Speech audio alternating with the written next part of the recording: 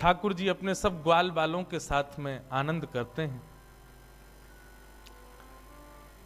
सब ग्वाल बालों के साथ में ठाकुर जी नन्हे से गोपाल जी खेल रहे थे। मधुमंगल, श्री दामा आदि ये सब तन सुखा, मन सुखा, धन सुखा, ये सब ठाकुर जी के सखा हैं। बहुत ध्यान से सुनो।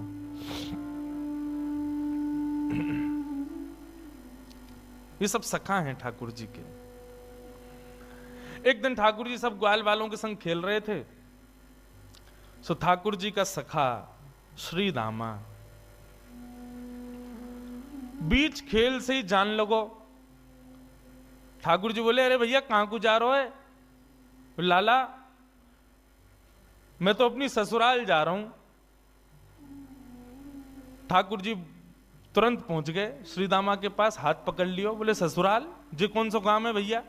ब्रजभाषा समझ में आ रही है? देखो भैया, आप सब लोग अधिकतर यहाँ अहीर समाज के लोग बैठे, आप सब लोग ब्रज से ही हो, आपके सब पूर्वज ब्रज के ही हैं। ब्रज भाषा तो समझ में आनी चाहिए, आपके द्वारिकाधीश की भाषा है। ठाकुर जी बोले, भैया ये श्रीदामा जे कौन सा गांव है? ससुराल। श्रीदामा बोलो, अरे बाबड़े ससुराल गांव ना होवे। बोले, तो फिर का होवे ससुराल? बोले, ससुराल होवे ब्याह एवे के बाद में एक नहीं दो घर है जाए। एक तो होवे अपनी मैया को घर, पिता को घर, और एक होवे पत्नी के मैया पिता को घर, वाकू कहें ससुराल। ठाकुर जी बोले, तेरी बात मेरे पल्ले ना पड़ रही लाला। अरे ससुराल कहा होवे मुझको जल्दी बता। बोले, अरे ससुराल मतलब पत्नी को माय को। ठाकुर जी बोले, पत्नी? जे पत्नी कौन होवे भैया? श्रीदामा समझा रो है, अरे लाला तू तो बड़ो भोरो है, नेक बड़ो है जाएगो तो तेरो ब्याह है जाएगो, तेरी पत्नी आ जाएगी। ठाकुर जी बोले, मेरी पत्नी आवेगी? बोले, हम बे। तो फिर मेरो ससुराल कहां है? श्रीदामा बोला, मौका पर तो तेरो ससुराल कहां है, जब ब्याह होगा तब पता चलेगी तेरो ससुराल कहां है। अब तो ठाकुर जी हट करने लगे, बोले, ना मेरो ससुराल बता, मेरो ससुराल कहां है। श्रीदामा बोलो, अरे अपनी मैया तो जाके पूछ ले, तेरी मैया बता देगी तेरो ससुराल कहां है। ठाकुर जी खेलते कूदते आज घर आए। यशोदा मैया रसोई घर में प्रसाद सिद्ध कर रही है। ठाकुर जी आके गोद में बैठ गए, बोले, मैया मेरो ससुराल कहां है? अब तो जैसे मैया ने सुनी मेरो ससुराल कहां है, लाला बोल लो। मैया बोली, लाला ये कहां से सीख आयो? बोले, आज मैया मैं खेल रहे हो तो श्रीदामा अपनी ससुराल गए हो, तो वो बोलो मैं ससुराल जा रहा हूं, तब से मेरे मन में आ रही मेरो ससुराल कहां है। मैया बोली, ससुराल लाला जब ब्याह है जाएगो तब आएगो ससुराल। बोले, जय श्रीदामा कह रहा हो, मेरो ब्याह कब होएगो मैया? बोले, अरे अभी तू बड़ो तो है जा लाला, तू पे मोह दोनों आवे ना। मैं खवाऊं तो खावे, मैं चलाऊं तो चले, मैं उठाऊं तो उठे, मैं नवाऊं तो नहावे। जब बालक बच्चे सब अपने आप अपने कामन को करन लगे तब उनको ब्याह कर दियो जाए, तब उनके काजे बहू आवे, तब ससुराल होवे। ठाकुर जी बोले, मैया मैं सब काम कर लूंगा अपने आप, तू मेरा ब्याह करा दे। और मेरे काजे बहू लिया। मैया बोली, नेक बड़ो तो है जा लाला, कहां ते लाऊं तेरे काजे बहू? ठाकुर जी बोले, या तो मेरे काजे बहू ला, नहीं तो श्रीदामा अपनी बहू ला रहा हो, बाकी बहू को मैं ले आऊंगा, वो बहू मेरी है जाएगी। मैया जोर से हंसी, बोले, लाला तेरी बात ऐसी ऐसी बात बनावे, बैठो बैठो। मैया बोली, करा दूंगी तेरो ब्याह, ज्यादा चिंता मत करे। अब तो ठाकुर जी रोने लगे, मैया मेरो अभी ब्याह करा, अभी ब्यावे जाऊंगा, मैं तो अभी ब्याह करूंगा। यशोदा मैया परेशान है गई, बोले, लाला चल करा दूंगी तेरो ब्याह, अब रोवे मत। बोले, कब करावेगी? तिथि बता मोकू, तिथि बता, दिन बता, समय बता, सब बता, तभी जाऊंगा यहां ते। यशोदा मैया तो ऐसी परेशान भाई। ऐसे हमारे नन्हे से गोपाल जी बहू की और ससुराल की आस में बैठे। श्री दामा को ब्याह माधवी गोपी से भयो, माधवी सखी से भयो। माधवी आज श्री दामा माधवी को लेने के लिए ससुराल गए। ससुराल से जैसे ही माधवी आने लगी सो मैया ने पढ़ा दी माधवी और पढ़ा लिखा करके भेजी। बोले देख तू अपने ससुराल जा रही है, जमाई राजा लेवे आए, लेकिन ध्यान रखियो, याद रखियो, ससुराल में सबको सम्मान करियो, सबको आदर करियो, सबसे प्रेम से रहियो। मैया खूब सिखा पढ़ा के भेजी अपनी बहू को। लेकिन तेरे पति को एक सखा है, वाको नाम कृष्ण है, बस वहां से सावधान रहियो। चो मैया वहां से सावधान क्यों रहूं मैं? बोले अरे मैंने सुनो है वो कन्हैया जाकू अपना रूप दिखा दे, जाकू एक बार अपनी तिरछी नजर से देख ले, वाको फिर गृहस्थ आश्रम गृहस्थ जीवन बर्बाद है जाए। वो फिर वही को देखतो रे, वाके रूप में कछु जादूगर है वो जाकू देख ले, वाकू अपनो बना ले, फिर वो अपने पति को ना रहे वही को है जाए। मां की बात सुन करके माधवी घबरा गई। बोले ऐसो कैसो है कि पति छूट जाए वासे? बोले यही मारे मैं कह रही हूं तू सब कछु करियो, लेकिन तू मुझको वचन दे के जा, वाह कृष्ण को अपना मुख मत दिखाइयो। चाहे तो को जीवन भर घूंघट करके रहना पड़े, लेकिन कृष्ण को मुख मत दिखाइयो। माधवी बोली मैया मैं वचन दे के जा रही हूं, वह कृष्ण को मुख नहीं दिखाऊंगी। श्री दामा माधवी को लेकर के ब्रज जा रहा है। श्री दामा पहले ही माधवी से चर्चा करते आ रहा हो रास्ता भर। सो श्री दामा ने कही, बोली अरे सुन, ब्रज में अभी मैया मिलेगी, पिताजी मिलेंगे, सब मिलेंगे, सबके संग फिर बोलो मेरो एक सखा है कृष्ण, वाकू जब से मैंने बताई ससुराल के बारे में, ब्याह के बारे में, तब ते बड़ा उतावलो है, तो है सके वो तो से मिलवे आवे तो वाकू अपना मुख दिखाई दियो। मीराबाई ने जैसे ही कृष्ण को नाम सुनो महाराज, आदि माधवी ने जैसे ही कृष्ण को नाम सुनो, आधे रास्ता में ही घूंघट कर लियो। बोले वहां से ही तो बचवे के काजे मैया ने कही है, वहां को मुख नहीं दिखाऊंगी। बंधुओं, संसार में जिससे मुख छुपाना चाहिए हम उसको तो दिखाते हैं, और जिससे कभी नहीं छुपाना चाहिए उसी से छुपाते। संसार के विषय, भोग, विलास आदि, इन सबके आगे हम अपने आप को प्रत्यक्ष प्रस्तुत कर देते हैं, और ठाकुर जी की भक्ति, ठाकुर जी के भाव में सदैव गोपनीय रखते हैं, सदैव अपने आप को पीछे रखते हैं। ऐसा क्यों? कथा का नाम सुनकर के रसिक जन आते हैं, ठीक है, अच्छा आप लोग भी पधारे हो, पर यहीं कोई ऐसी लीला होने वाली होती जिसमें थोड़ा मनोरंजन हो तो भीड़ ज्यादा होती है। कथा ही तो है, मीराबाई के चरित्र तो सुनाएंगे, क्या करना सुन करके? नहीं, ठाकुर जी से संबंधी कोई भी बात हो उसमें तो बढ़ करके आगे आओ, बढ़ करके आगे भाग लो, उसमें चिंता मत करो। मीराबाई ने अपना मुख छुपा लियो। माधवी ने जैसे ही वृंदावन पहुंची बैलगाड़ी, सखान ने जाके ठाकुर जी को बता दी, अरे अरे लाला देख, श्रीदामा आगो, अपनी ससुराल से आगो, अपनी बहू लेके आयो है। अब तो ठाकुर जी व्याकुल है गए, बोले बहू आइए, बहू आइए, मैं भी तो देख के आऊं कैसी बहू होवे, कहां तक, कैसी ससुराल तक, कैसे आमे, कैसे कहा होवे। ठाकुर जी तो इतने उतावले हो गए महाराज, पहुंच गए बीच रास्ता में।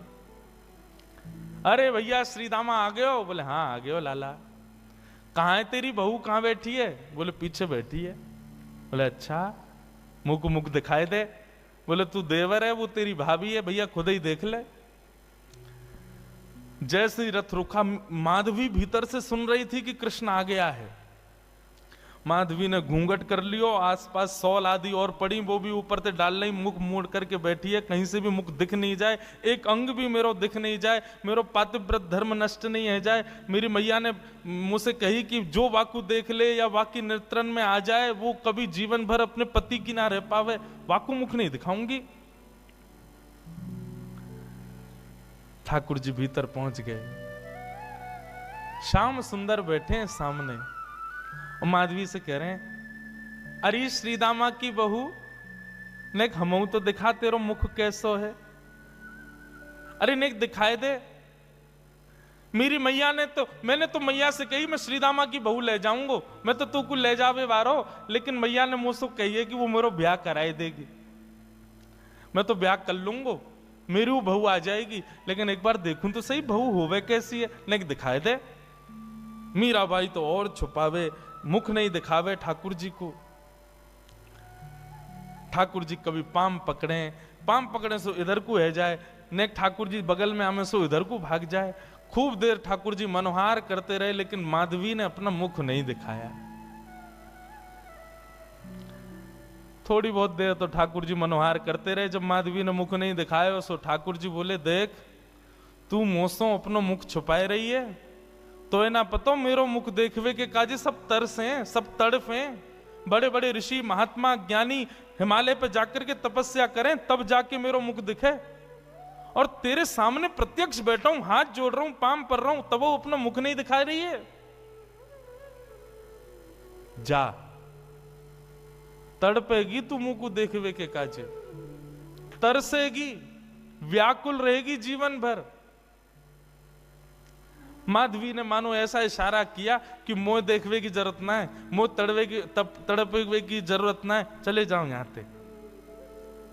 ठाकुर जी निकल के बाहर आए, बोले अरे श्रीदामा, मोह तो लगे तेरी बहू भेड़ी दिखे, बाकी आंख कमजोर, बाकी एक आंख ते काणी है। श्रीदामा बोलो नहीं तो। बोले तो नाक टेढ़ी है। बोले नहीं तो। बोले होठ कटे हुए हैं। बोले नहीं तो। बोले दिखाई ना रही, ऐसे मुंह छुपा रही है जैसे कितनी कुरूपणी है। कोई बात ना श्रीदामा, मेरी बहू आवेगी, मैं तो को नहीं दिखाऊंगा, ले जा अपनी बहू है। माधवी चली गई, अपने घर आ गई। लेकिन बंधुओं, गोविंद दामोदर स्तोत्र में कहते हैं ना, ग्रहे ग्रहे गोप वधू कदम्बा, सर्वे मिलित्वा समवाप्य योग्यम, पुण्यानि नामानि पठन्ति नित्यं, गोविंद दामोदर माधवेति। ब्रज में तो और कुछ होता ही नहीं है, हर घर में केवल कृष्ण की चर्चा चलती रहती है। सुबह उठने से लेके रात्रि सोने तक केवल कृष्ण कृष्ण कृष्ण। कृष्ण ने ऐसो कियो, कन्हैया ने ऐसो कियो, अरे आज तो नंद को लाला वहां घूम रहे हो, अरे आज तो नंद को लाला वहां डोल रहे हो, सब जगह यही चर्चा। अब माधवी सोचे इन पे और कोई बात ही नहीं है, अगल बगल की सब गोपियां, पूरे घर गृहस्थी की कोई बातचीत नहीं, बस पूरे दिन वो नंद को लाला ऐसो करे, नंद को छोरा ने आज तो ऐसो कियो, अरे आज तो माने ऐसो कियो, पूरे दिन वही की चर्चा। अब माधवी कहे किससे, अपनी सास से कहे, अगल बगल की गोपियों से कहे, बोले तुम लोगन पे और कोई बात ना है, कभी बैठ जाओ, कहीं चले जाओ, 24 घंटा या कृष्ण कृष्ण कृष्ण कृष्ण वही की चर्चा करते रहो। और भी तो कई बातें गृह गृहस्थी की कर लो भैया, ये 24 घंटा कन्हैया। एक गोपी बोली, अरे ये नई नई आई है का अभी ब्रज में? बोले हम बे अभी नहीं आई है। वो कितने दिन आए गए? बोले 3 दिन आए गए। वो 3 दिन आए गए, एरी गोपी, एरी माधवी, तेने कन्हैया देखो अभी तक, या कन्हैया की दृष्टि पड़ी तो पे? माधवी बोली, मैं नहीं दिखाऊंगी वाकू अपना मुख, मेरी मैया ने मनाई करके भेजो है कि वाकू मुख दिखावे से यही स्थिति है जाए जो तुम लोगन की, अपनी पति की चर्चा नहीं करो, वह नेक से कन्हैया की चर्चा कर रही हो, मैं तो ना दिखाऊंगी वाकू मुख। गोपियां सब बोली, यही मारे तेरे मुख से वाक्य काजे ऐसे दुर्वचन निकलने, अभी तेने वाको मुख देखो ना है, अभी तेने वाको रूप देखो ना है, यही मारे ऐसे बोल रही है। अरे जाद ना वो छवि दिख जाएगी ना, जाद ना वो मोहनी मूरत सांवनी सूरत तेरे चित्त में बस जाएगी ना माधवी, तू भी हमारी तरह वही की चर्चा करेगी। माधवी मन में सोचती भी है, ऐसा कहा है वाक्य रूप में जो और कोई चर्चा ना आवे चित्त में।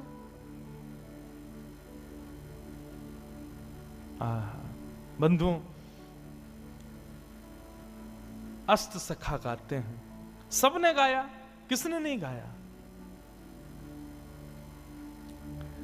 कैसो है ठाकुर जी को रूप, श्री कुंभनदास जी कहते हैं अपने एक पद में,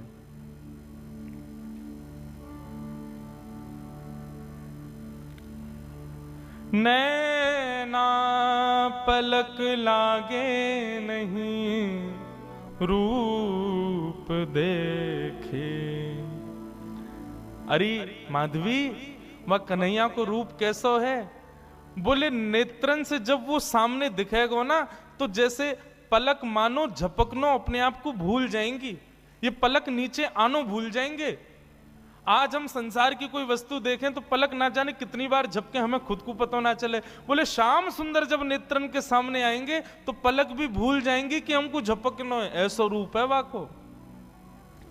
गोवर्धन के अंग अंग प्रति निरख नैन मन रहत नहीं। अरे वाको एक एक अंग ऐसा है कि एक अंग को देखेगी तो वर्षों तक एक ही अंग को चिंतन चलता रहेगा। ऐसा ना है कि एक बार में नेत्रन को भी देख ले, मुख को भी देख ले, कानन को भी देख ले, हाथ भी देख ले, पाँव नहीं, एक बार में एक ही अंग दिखेगा और वही कोई चिंतन चलता रहेगा। कहरी कहो कछु कहत न आवे, चुत चुरायो वे मांग दही। कहा कहूं, वाक्य रूप को वर्णन ना कर सकूं। माधवी बोली ऐसो का है वाक्य रूप में? बोले वर्णन को विषय ना है, कोई बता ही ना सके। अरे कितनों बड़ो वक्ता आ जाए, वाक्य रूप को वर्णन कोई ना कर सके।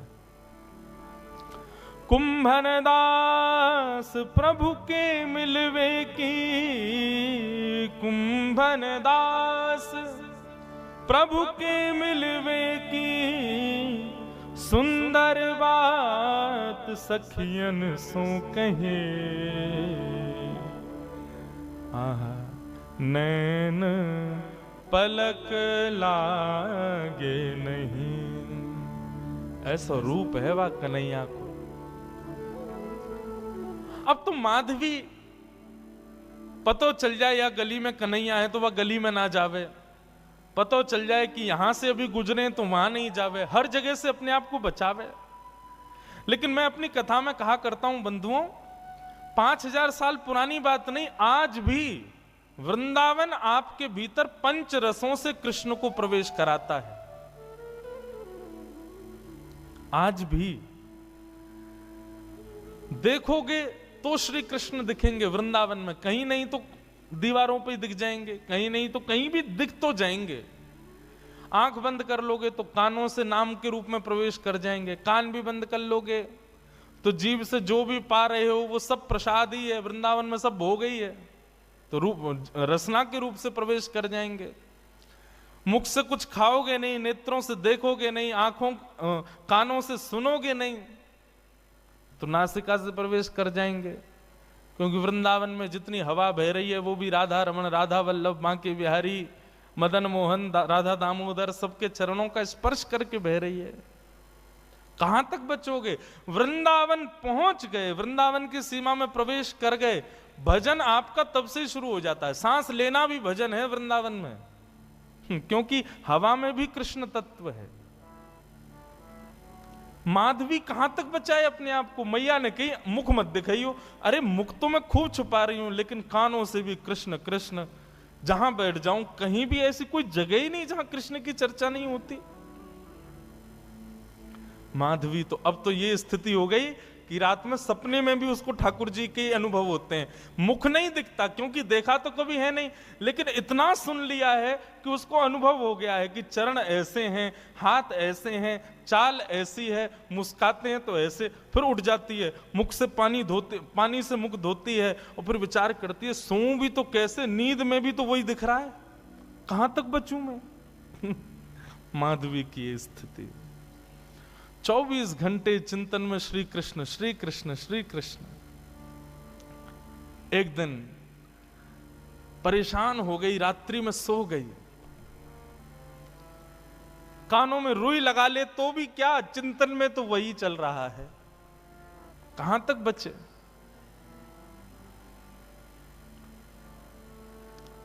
रात्रि में सोई थी, आज मानो मीराबाई को ऐसा लगा कि सुबह हो गई है, और तुरंत उठ करके हाथ मुंह धो करके माधवी ने मटका उठाया, यमुना जल भरने के लिए निकल पड़ी।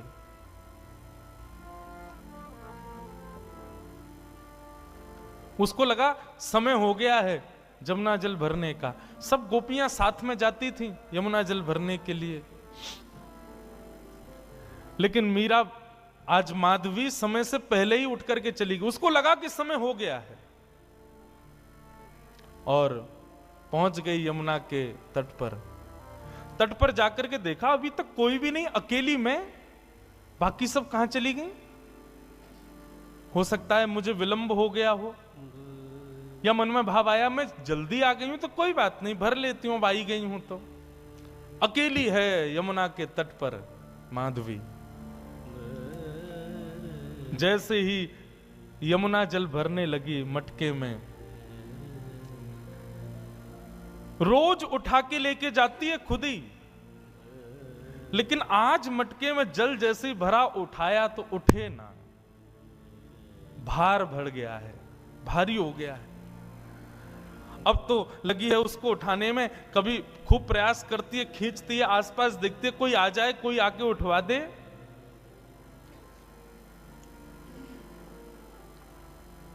इतने में ही बांकी अदा से अपनी चाल चलते भये, त्रिभंग लली श्याम सुंदर, कमल कटाक्ष नेत्र हैं, सुंदर दंतावली, चंदन की सुगंधी से आच्छादित करते हुए मार्ग को पहुंच गए यमुना के तट पर। माधवी आसपास देख रही है, कोई दिखे तो आवे, उठवावे। तभी दृष्टि पड़ी श्याम वर्ण, नन्हे से श्याम सुंदर छोटो सो बालक। माधवी ने देखा तो था नहीं उनको, देख करके लगा अरे पता ना कौन सी गोपी को छोटो सो सुंदर सो बालक सवेरे सवेरे जमुना के तट पर घूम रहा है। मीराबाई ने तुरंत आवाज दी, अरे ओ लाला, अरे ओ भैया, नेक अयो, इतकू अयो। ठाकुर जी कूदते फांदते अपनी चंचल अदा से, कभी यहां देखें कभी वहां देखें, ऐसी मधुर मुस्कान उनकी, पहुंच गए माधवी के पास। एक बार को तो मानो जैसे देखती रह गई माधवी, लेकिन मन में ये एक बार भी नहीं आया कि ये वही तो नहीं है जिससे बचना चाह रही हूं। नन्नो सो बालक है, चंचल सोया को बदन है, जरूर कोई गोपी को छोरा होगो।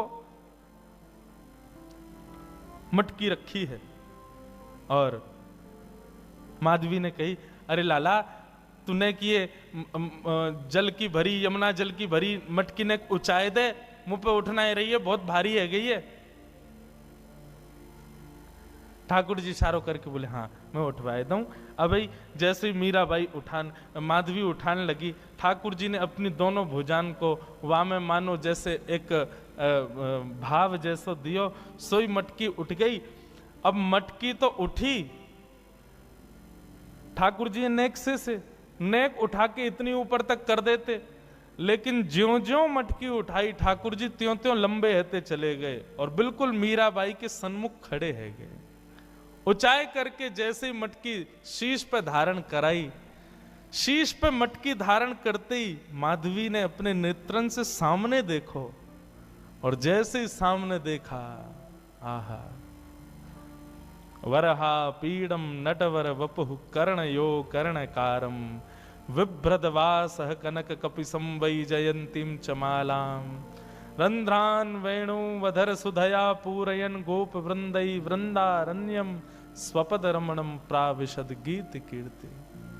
दोनों भुजा से मटकी पकड़ रखी है, नेत्रों से सामने श्याम सुंदर को देख रही है, मुख खुला हुआ है, प्रश्वेत के बिंदु माथे से नीचे गिर रहे हैं, और अचेत अवस्था में मीराबाई उनके रूप को देख रही है, माधवी उनके रूप को देख रही है।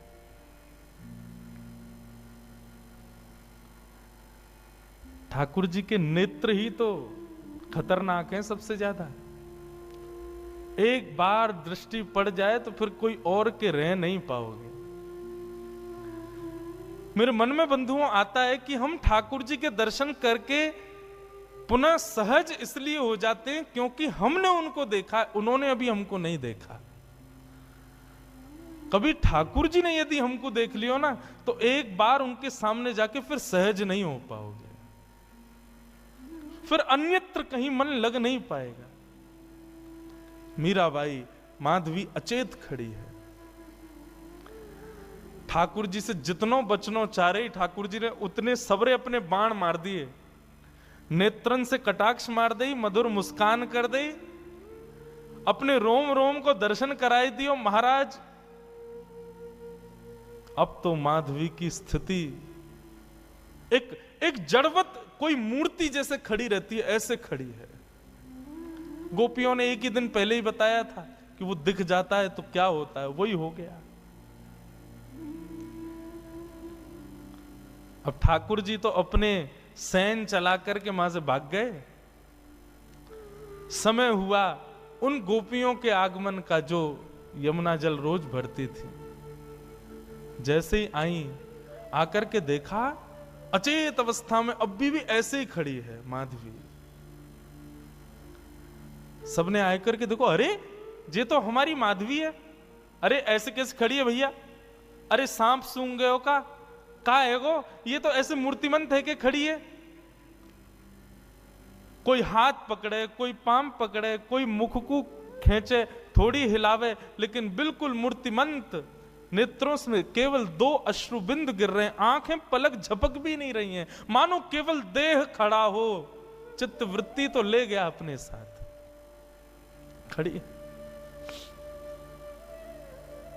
एक गोपी बोली, अरे का है गो, कोई ने टोना कर दियो का, कोई ने मंत्र फूक दियो का।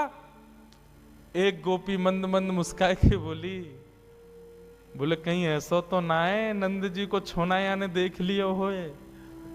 अरे जो ज्यादा वासे बचवे को प्रयास करे वो वही कोई पकड़े।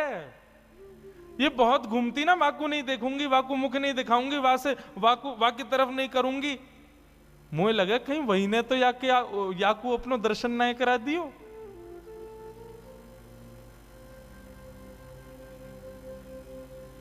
एक गोपी यमुना जल भर के लाई और जल का छिड़काव, खड़ी हुई है मीराबाई, ऐसा नहीं अचेत पड़ी है, सांस भी चल रही है, नेत्र भी खुले, बिल्कुल सचेत है, बस मूर्तिमंत है।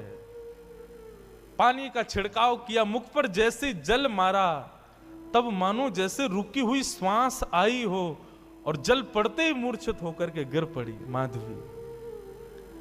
जल का छिड़काव किया, पैरों को मलना शुरू किया, हाथ दबाए, तब जाकर के चेतना आई और चेतना आकर के उठते ही बोली, वो कहां है, वो कहां चला गया, उस सांवरो सो कटाक्ष नेत्र। अरे कोई गोपी को बालक आयो इतनो सुंदर, और बार बार बोलते बोलते मूर्छित हो जाए, फिर चेतना आवे फिर मूर्छित हो जाए, फिर चेतना आवे फिर मूर्छित हो जाए।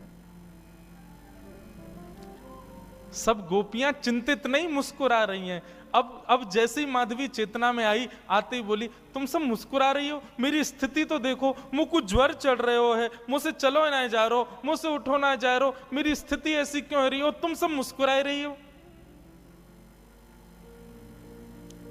तब एक गोपी बोली, तेने कोई और को लाला ना देखो, तू जैसे बचवे को प्रयास कर रही ना, वही आयो तेरे पास, वही नंद नंदन, वही श्याम सुंदर, वही हमारी यशोदा जी को लाला, वही तेरे खसम को मित्र कृष्ण, वही आयो।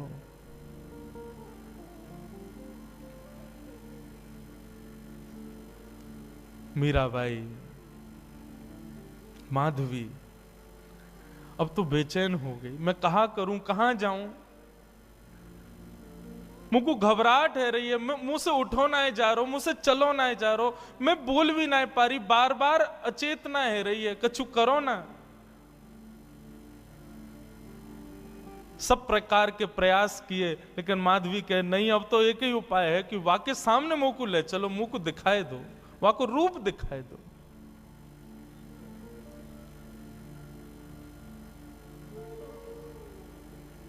बंधुओं, कृष्णदास जी सही कहते हैं,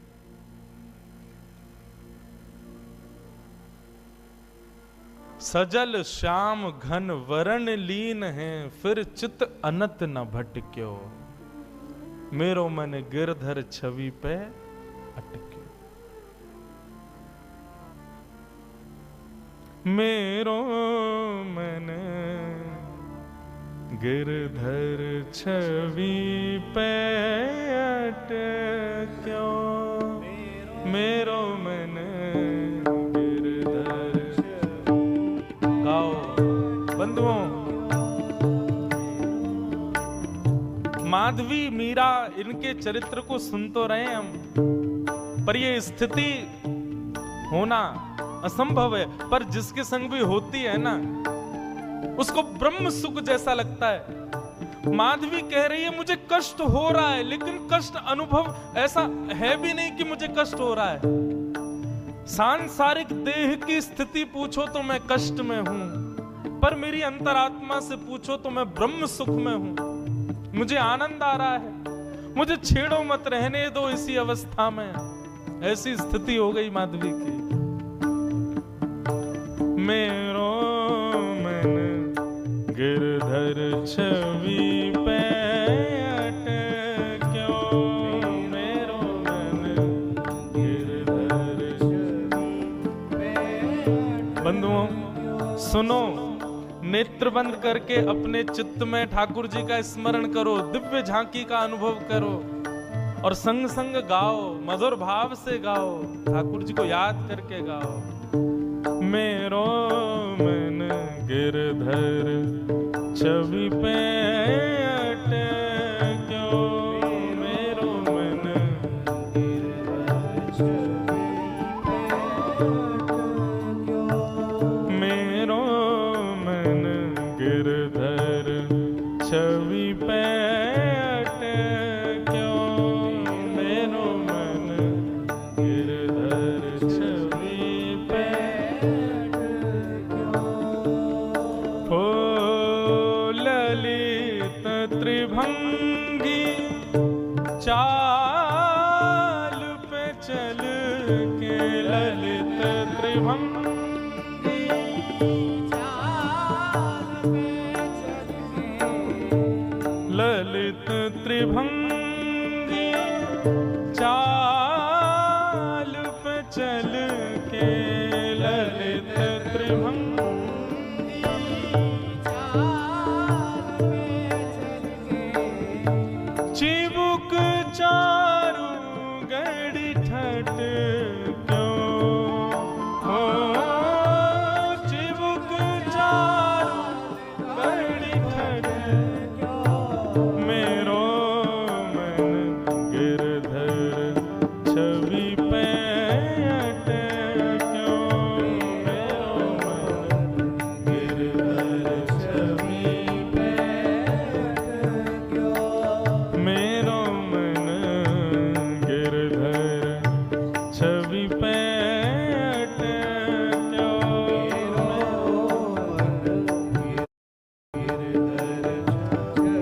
बोलो गिरधर गोपाल की जय।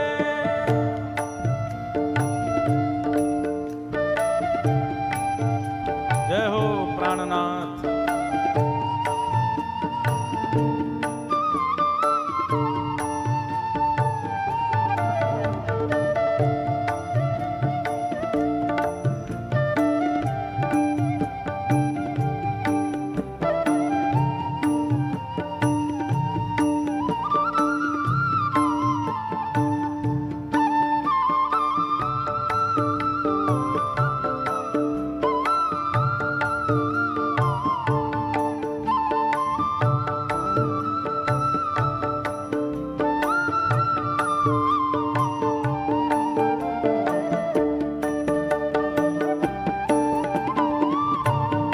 प्यारे गिरधर लाल की जय।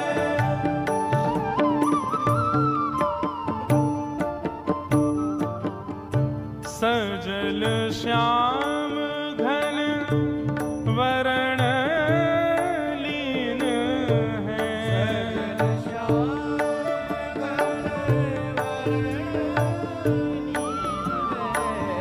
सजल श्याम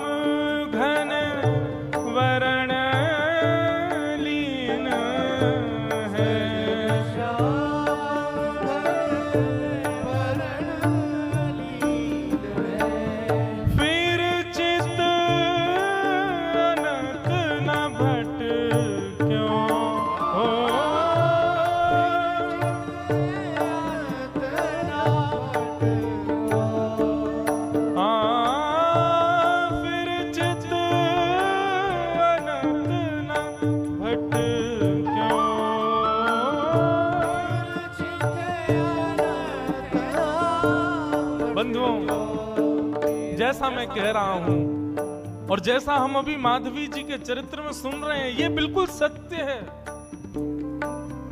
ठाकुर जी यदि चित्त में एक बार विराज गए, ठाकुर जी ने यदि हमको दृष्टि से कभी देख लिया, फिर चित्त अनंत न भटक्यो, फिर चित्त कहीं और लग ही नहीं पाएगा। इसलिए भैया हाथ जोड़ के प्रार्थना, या तो भगवत प्राप्ति के मार्ग पर बढ़ना नहीं, और यदि भगवत प्राप्ति के मार्ग पर चलने लगो तो इस बात को पहले ही समझ लीजिए कि फिर संसार के नहीं रह पाओगे, संसार में किसी वस्तु को अपना नहीं पाओगे। आप चाहो कि संसार भी आपका रहा आए, ठाकुर जी भी आपके रहे आए, नहीं हो पाएगा। प्रेम लक्षणा भक्ति के पथ के अनुगामी बनोगे तो एक को तो छोड़ना पड़ेगा, या तो ठाकुर जी को छोड़ो या संसार को छोड़ो। फिर चित्त अनंत न भटक्यो, ओ फिर चित्त अनंत न भटक्यो, मेरो मन गिरधर छवि पैठ क्यों, मेरो मन गिरधर छवि पैठ क्यों, मेरो मन गिरधर छवि पैठ क्यों, मेरो मन गिरधर छवि पैठ। कृष्णदास जी कहते हैं, माधवी अब पूछ रही है मैं क्या करूं, मैंने तो बहुत रोका, बहुत बचाया अपने आप को कि उसके सामने कभी ना पड़ूं, लेकिन मेरा ब्याह भी तो ब्रज में हुआ ना, जहां कानों से, आंखों से, नाक से, जीभ से, त्वचा से, सब जगह से कृष्ण ही जाता है भीतर। मैं कहां तक रोकूं खुद को? और जब अब आ चुका है भीतर, जब वो चित्त में बैठ गया, तो अब मैं क्या करूं? मेरे बस में नहीं अब कुछ भी। लगन लगी घनश्याम की जाए, लगन लगी। ये नारायण दास जी का पद है, नारायण दास जी का पद है, बहुत सुंदर पद है। वे कहते हैं, एक बार जिसको ठाकुर जी की लगन लग जाती है, लगन लगी घनश्याम की जाए, लगन लगी घनश्याम,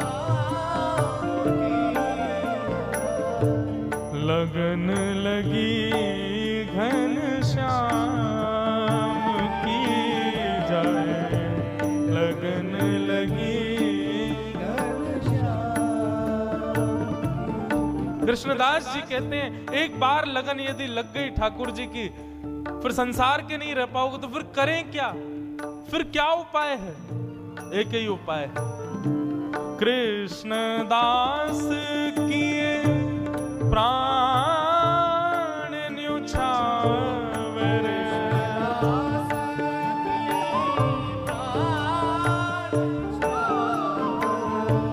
कृष्णदास किए प्राण न्युछावर,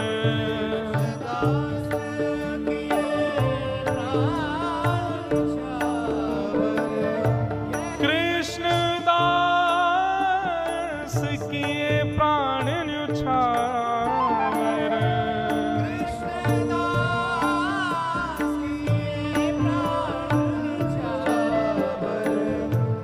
यह तन जग सिर पट क्यों, यह तन जग सिर पट क्यों, ओ मेरो मन गिरधर छवि पैठ क्यों, मेरो मन गिरधर छवि पैठ क्यों, मेरो मन गिरधर छवि पैठ क्यों, गिरधर छवि पैठ क्यों, छवि पैठ क्यों। कृष्णदास किए प्राण न्योछावर, यह तन जग सिर पटक्यो। इसका मतलब क्या है? मतलब प्राण त्याग दें अपने? नहीं।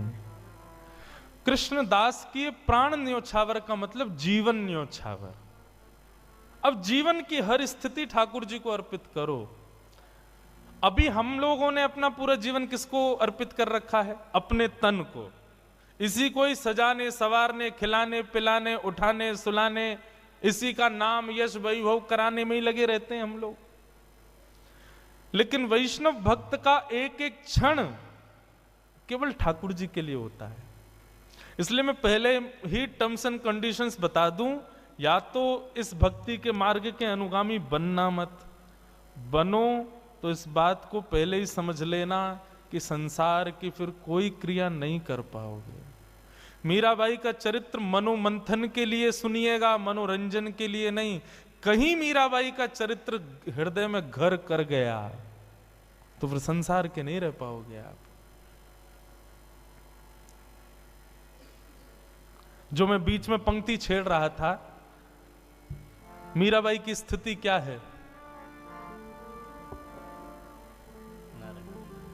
पद में कहते हैं, भजन तो भूल जाओ, 4 दिन पद ही सुनो। क्या कहते हैं? नारायण जी का पद है, लगन लगी घन श्याम की जाए, लगन लगी घन श्याम की जाए, लगन लगी घन श्याम। स्थिति क्या होती है?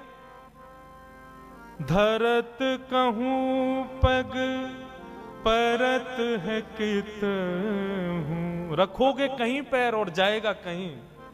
धरत कहूं पग परत कित हूं, भूल जाए सुधि धाम की। छवि निहार नहीं रह सार कछु, छवि निहार नहीं रह सार कछु, धरि पल निस दिन जाम की जाए, लगन लगी घन श्याम की जाए, लगन लगी घन श्याम की। बंधुओं, ठाकुर जी कुछ रूपों से आकृष्ट करते हैं। 5 रस तो प्रमुख हैं, रूप रस स्पर्श गंध और शब्द। जरूरी नहीं है कि कथा से ही आपका चित्त पकड़ा जाए, लेकिन एक बात समझिएगा, कथा से ठाकुर जी के नहीं हो पाए तो बाकियों में संशय हो सकता है कि बाकियों से ठाकुर जी के हो पाओगे।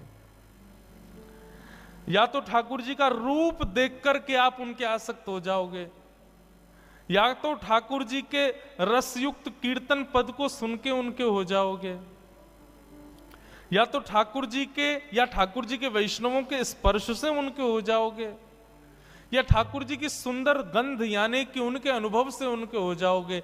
लेकिन रूप रस स्पर्श गंध ये चारों तब तक सार्थक नहीं होंगे जब तक शब्द से उनके नहीं होंगे, मतलब कथा से उनके नहीं होंगे। माधवी के साथ क्या हुआ? 24 घंटे ब्रज में कृष्ण की चर्चा चलती रहती है, तो ना चाहते हुए भी कृष्ण चिंतन जा रहा था चित्त में, कृष्ण की कथा प्रवेश कर रही थी चित्त में। चित्त में कथा ने प्रवेश किया, तब रूप ने आकृष्ट किया। कथा पहले आएगी जीवन में, और माफ कीजिए जिसके जीवन में कथा ने प्रभाव नहीं किया ना, वो उसके सामने ठाकुर जी खड़े भी हो जाएंगे तो भी उसका कुछ नहीं होगा। कथा प्रथम आसक्ति है। आपके श्री रुक्मणी जी ने जब द्वारिकाधीश को पत्र लिखा, क्या कहा? कि श्रुत्वा गुणान भुवन सुंदर शृण्वताम ते। श्रुत्वा गुणान, मैंने आपको सुना है, और जब से सुना है तब से आपसे प्रेम किया है। मतलब बिना सुने प्रेम नहीं हो सकता। कई लोग कहते हैं महाराज जी तीर्थ दर्शन करा दो, हमको प्रसाद पवा लो, कुछ भी करा लो, कीर्तन में नचा लो, कथा सुनने की मत कहो। तो मेरे मन में आता है इस जन्म में तो ठाकुर जी तुझको कभी नहीं मिलने वाले। तू कथा से तेरे में रति नहीं है, कथा से तुम्हारे अंदर हृदय में प्रीति नहीं है, तो चाहे तुम कितने भी साधन कर लो। श्रीमद् भागवत में लिखा श्रम एव ही केवलम। यदि आप सारी क्रिया करते हो लेकिन कथा से रुचि नहीं है तो आपके द्वारा की गई समस्त क्रियाएं श्रम हैं। आहा, मीराबाई, माधवी, अब स्थिति हो गई धरती कहीं है, पैर जाता कहीं है, चलती कहीं है, बैठती कहीं है, सोचती कुछ है, करती कुछ है। जित मुंह उठे तित ही धावे। मतलब जहां मुख घूम जाता वहीं को दौड़ने लग जाती हैं।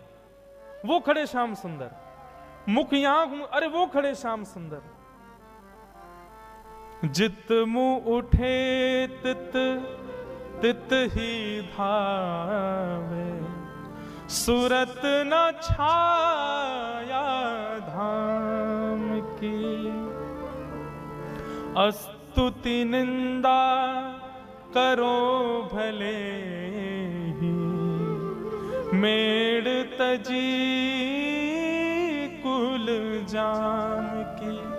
अब चाहे कोई मेरे भाव की प्रशंसा करे या कोई मेरे भाव की निंदा करे, मुझे उससे कोई मतलब नहीं है।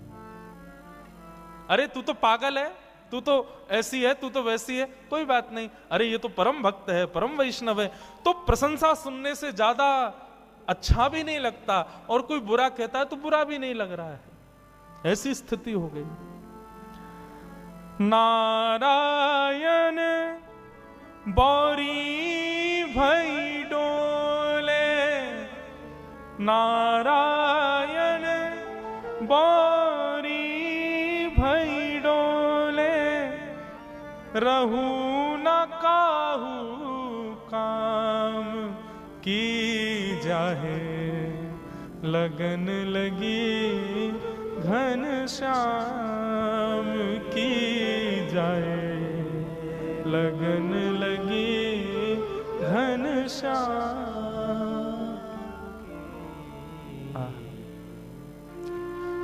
हम किसी काम के नहीं है, आपको पता है। हमारी माता जी, हमारे परिवार के लोग हमसे इसलिए दुखी रहते हैं, बोले इससे केवल कथा करना आता और कुछ नहीं आता इसको।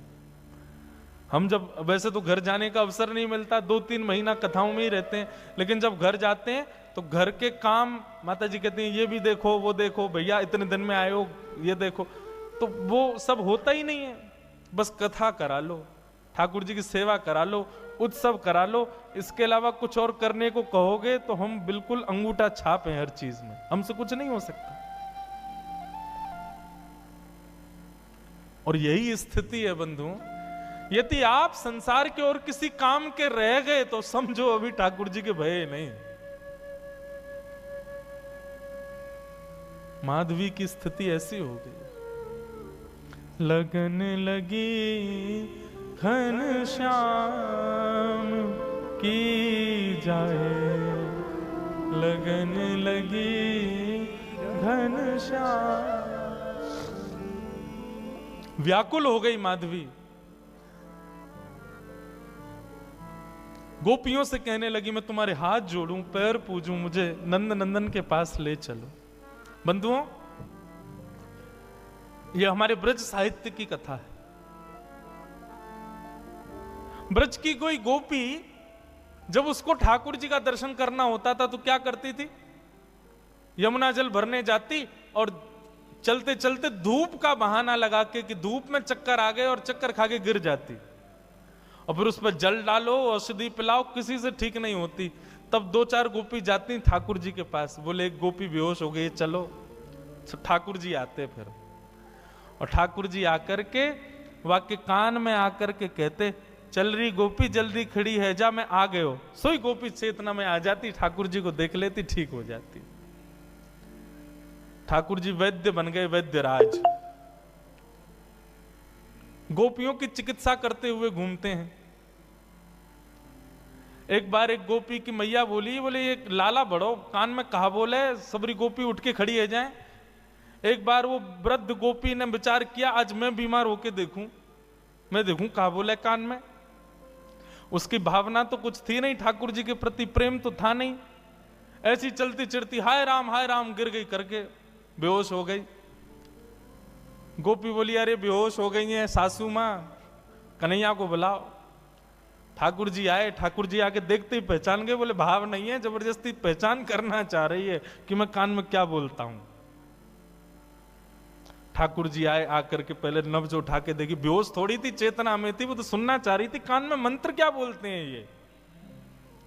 ठाकुर जी ने पहले नब्ज देखी और फिर वो जो पड़ी थी उसकी बहू से बोली, अरे तेरी सासू तो बहुत बीमार रह गई है, या को तो बड़ो वालो मंत्र देना पड़ेगा। बोले कहा, बोले मंत्र से काम ना चलेगो, या के काजे तो नीम तोड़ के लाओ और नीम को कंडा में जला के नीम को धुआं करो, वहां में लाल मिर्च डालो, वो या की नाक पे लगाओ तब ठीक होएगी। इतने में सास उठ के खड़ी है गई, मैं ठीक है गई लाला, है गई ठीक, तेरे फार्म पूजू बस, अब कचू ना चाहिए। श्याम सुंदर ऐसे गोपियों की चिकित्सा करते हैं। लेकिन आज जब माधवी की स्थिति ऐसी भई, गोपियां गई, बोले लाला एक नई गोपी आई है, अचेत पड़ी है, लाला एक बार दर्शन दे दे। बोले कहा नाम है बाको? माधवी। अरे अपने श्रीदामा की बहू। भगवान बोले वो बहू? बोले हाँ। वो ससुराल ते आई का है? बोले हाँ वही। वाकू तो अपना मुख नहीं दिखाऊंगा। अरे बड़ी इतरा रही, मैं बात से पाम पूछ रहा हूं कि अपना मुख दिखाए दे, मुंह को दिखाया हो नहीं मैंने, पड़ी रहने दो, मैं आऊंगा वा के पास। वाकू तो मैंने वचन दिया है कि वो तड़पेगी मेरे रूप को देखवे के काजे। ठाकुर जी नहीं गए माधवी से मिलने, क्योंकि ठाकुर जी चाहते थे कि यह विरह वेदना कलयुग में प्रेम लक्षण बन के जन्म लेगा, इसलिए विरह देना पड़ेगा। जब बीज में से एक स्वस्थ वृक्ष को जन्म देना होता है ना, धूप की ताप में रखना पड़ता है। ठाकुर जी यदि किसी को वेदना देते हैं, विरह देते हैं, तो निश्चित है उस पर अति कृपा है, अति प्रसन्न है, उससे कुछ और कामना है। ठाकुर जी सहज में ही किसी को अनुभव दे दें, सहज में ही किसी को कृपा कर दें, तो समझो कि अभी उसकी भक्ति उतनी श्रेष्ठ नहीं हुई। लेकिन किसी को तड़पा में, विरह दे में, तो समझो इससे प्रीति ज्यादा है। व्याकुल माधवी, तभी प्रसंग आया गोवर्धन लीला का। इंद्र के मान को मर्दन करने के लिए भगवान श्री कृष्ण ने जब गोवर्धन पूजा का कार्य रखा, सब ब्रजवासी गए, गोपियां गई। अरे माधवी वैसे तो कन्हैया आवे ना है, लेकिन आज सब ब्रजवासी जा रहे हैं, आज तो को कन्हैया जरूर दिख जाएगा, चल। माधवी भी गोवर्धन गई है, लेकिन बंधुओं उसकी दृष्टि में पता नहीं क्या हो गया, उसको सब दिख रहे हैं लेकिन ठाकुर जी नहीं दिख रहे। गोपियों से कहे कहीं दिखे श्याम सुंदर? बोले वो तो घूम रहे सामने, देखे तो ठाकुर जी ओझल हो जाएं, ठाकुर जी कहीं छुप जाएं, मानो कोई लता पत्र अपने आप आगे आ जाए, बाधाएं अपने आप खड़ी होने लगी और त्यों त्यों व्याकुल होवे माधवी। 56 भोग के बाद जब इंद्र ने अपने मान के प्रभाव से जब मेघ वर्षा की, त्राहिमाम त्राहिमाम करके सब ब्रजवासी दौड़ने लगे, तब नन्हे से बाल कृष्ण ने 7 कोस लंबे चौड़े गिरिराज पर्वत को अपने बाम हस्त की कन्नी उंगली पर धारण कर लिया। सब ब्रजवासी जाकर के गिरिराज पर्वत के नीचे खड़े हो गए। माधवी भी वहीं खड़ी थी। गोपियों से बोली, मैं प्राण हाथ जोड़ूं तुम्हारे, एक बार मुझे दृष्टि गोचर करा दो, एक बार उसका दर्शन करा दो बस। गोपियां जैसे तैसे भीड़ के बीच से लेकर के उस मुख्य स्थान पर गई जहां ठाकुर जी खड़े थे, सबको दर्शन हो रहे थे। लेकिन जैसे ही माधवी पहुंची, माधवी ने जैसे ही उस चट्टान के ऊपर देखा जहां ठाकुर जी खड़े थे, ठाकुर जी का एक क्षण गिरधर स्वरूप दिखा और दिखते ही ओझल हो गया, धुंधला हो गया, मानो आंखों में पानी आ गया हो। खूब मीड़े, खूब जल डाले, लेकिन ठाकुर जी नहीं दिखे। प्राण निकलने को होने लगे माधवी के, लेकिन निकल भी नहीं रहे हैं। सिर पकड़ के बैठी है, प्राण ही निकल जाए, नहीं दिख रहे हैं तो चरणों में सर झुका दिया, बोले क्षमा कर दो, मैंने अपनी मां के गलत उपदेश का पालन किया, जिससे मुख छुपाना नहीं था उससे छुपाया, मुझसे अपराध हो गया नाथ। ठाकुर जी बोले माधवी अब तो तुझे मेरा रूप नहीं दिखेगा, अब तो प्रतीक्षा कर। कितने वर्षों की प्रतीक्षा? ठाकुर जी बोले 1 युग की प्रतीक्षा। अब तो तुझे मेरा दर्शन कलयुग में ही होगा, जाओ अब मेरी विरह वेदना रूपी भक्ति में ही रहो, उपासना करो मेरे रूप की, उपासना करो मेरी, तब जाकर के तुमको दर्शन होगा। माधवी का फिर उसके बाद जीवन केवल नेत्र बंद करके साधना युक्त रहती है, रोती है, विलकती है, लेकिन ठाकुर जी नहीं दिखते उसको। ब्रज की गोपियां भी कभी कभी माधवी के ऊपर तरसती हैं कि बताओ हम कितनी सौभाग्यवंत हैं कि हमको दिख जाते हैं, इसको दिखते ही नहीं है। सब आकर के रूप बताती हैं, आज श्याम सुंदर ने ऐसी पाग पहनी है, ऐसे वस्त्र पहने हैं, ऐसी, उन्हीं का ही चिंतन करके माधवी अपना जीवन यापन करती है। और इसी प्रकार सुन सुन करके ठाकुर जी की रूप माधुरी का अपने जीवन यापन करते हुए अपने प्राणों का परित्याग किया माधवी ने। और वही माधवी की दिव्य चेतना इस आभा मंडल में भ्रमण करती रही। कलयुग प्रारंभ हुआ और कलयुग में भी जब भक्ति शतक, भक्ति काल जब आया, तब भारत की राजस्थान की भूमि, और उस राजस्थान की भूमि में भी मेड़ता में भी परम गौ भक्त, परम संत भक्त, परम ब्राह्मण निष्ठ राव दूधाजी के छोटे पुत्र के यहां पर भक्तिमती माधवी ही मीरा के रूप में जन्मी है। बोलो भक्ति